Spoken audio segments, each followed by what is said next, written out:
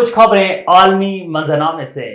پاکستان چین وزرائے خارجہ کی سطح پر اسٹریٹجک تعلقات کا بیجنگ میں انعقاد۔ پاکستان کے نائب وزیر اعظم اور وزیر خارجہ محمد اسحاق ڈار نے اپنے چینی ہم منصب کے ہمراہ اجلاس کی مشترکہ صدارت کی۔ اس موقع پر فریقین نے مختلف شعبوں میں عملی تعاون بڑھانے کے عزم کا اظہار کیا۔ مزید تفصیلات بیجنگ سے شاہد افراز خان کی رپورٹ میں۔ پاکستان کے نائب وزیر اعظم اور وزیر خارجہ محمد اسحاق ڈار نے چین کے وزیر خارجہ وانگ ای کے ہمراہ بیجنگ میں وزراء خارجہ کی سطح کے چین پاکستان اسٹریٹجک ڈائیلاگ کے 5ویں دور کی مشترکہ صدارت کی۔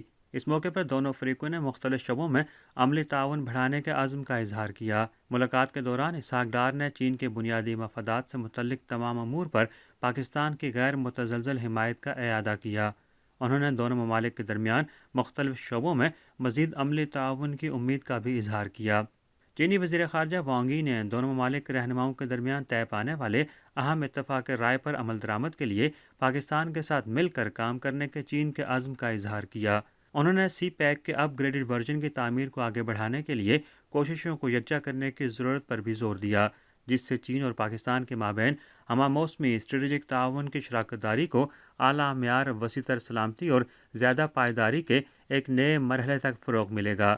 وانگ ای نے نئے دور میں ایک قریبی چین پاکستان ہم نسلی معاشرے کی تعمیر کو تیز کرنے کے لیے مشترکہ کوششوں پر بھی زور دیا۔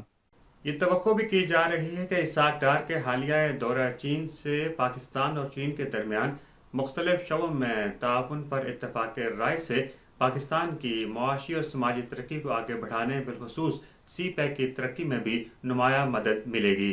شاہد افراز خان، بیجنگ۔ غزہ کی وزارت صحت کے مطابق اسرائیل اور حماس کے مابین 7 ماہ سے زائد عرصے سے جاری جنگ کے دوران اب تک فلسطینی شہادتوں کی تعداد 35,233 ہو گئی ہے۔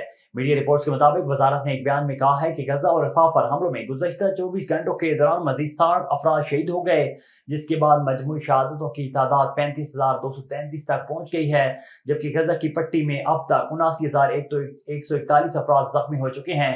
اسرائیلی افواج نے غزہ کے شہر رفح کے دور دراز جنوب کے ارد گرد حماس کی مزاحمت کاروں سے لڑائی اور ان پر بمباری کی ہے۔ متحدہ عرب امارات نے ماحولیاتی ماہرین کے لیے بطور انعام بلیو ویزے کا اعلان کیا ہے۔ غیر ملکی میڈیا رپورٹس کے مطابق ماحولیاتی تحفظ میں نمایاں کردار ادا کرنے والوں کے لیے بطور انعام بلیو ویزا 10 سال کا رہائشی ویزا ہوگا۔ اماراتی نائب صدر، وزیر اعظم اور دبئی کے حکمران شیخ محمد بن راشد نے سوشل میڈیا پر بلیو ویزے کے اجراء کا اعلان کیا۔ متحدہ عرب امارات مختلف قسم کے ویزوں کے ساتھ غیر ملکیوں کا خیر مقدم کرتا رہا ہے، تاہم یہ اقدام مشرق وسطی میں ہونے والی غیر معمولی متوقع موسمیاتی تبدیلیوں کے بعد لیا گیا ہے۔